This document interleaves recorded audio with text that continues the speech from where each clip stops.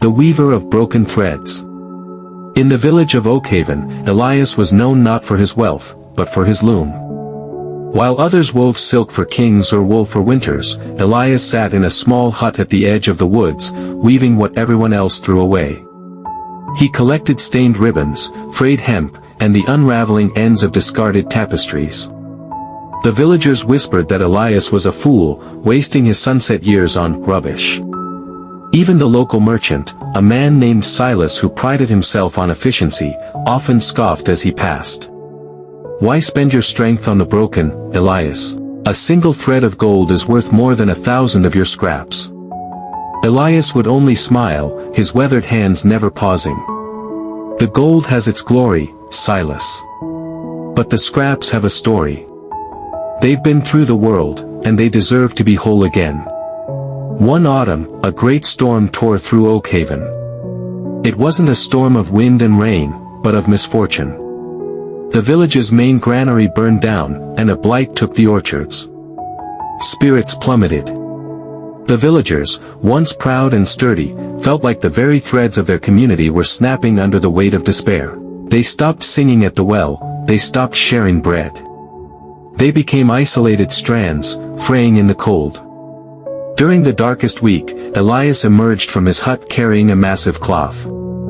It wasn't a blanket, nor a sail, but a tapestry so vibrant it seemed to pulse with its own light. He hung it in the center of the village square.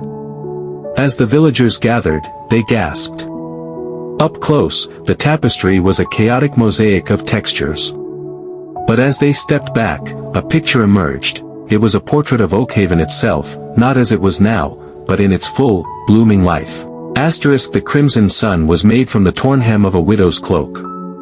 The deep green hills were woven from the rough twine used by the local farmers. The shimmering river was composed of the silk ribbons girls had worn to festivals years ago. Every person saw a piece of their own history in the weave. They saw that their scraps, their moments of hardship, their used-up resources, and their past joys, had been transformed into something of immense strength and beauty. You see, Elias said quietly to the hushed crowd, a single thread is easily snapped. But when we bridge the gaps between our broken pieces, we create something that no storm can tear.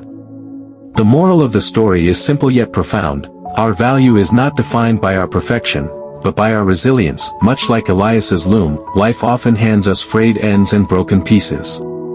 We can choose to see them as trash, or we can recognize that every struggle is a thread that, when woven with purpose and community, creates a masterpiece far stronger than one made of unblemished gold. The beauty of the soul shines out when a man bears with composure one heavy mischance after another, not because he does not feel them, but because he is a man of high and heroic temper.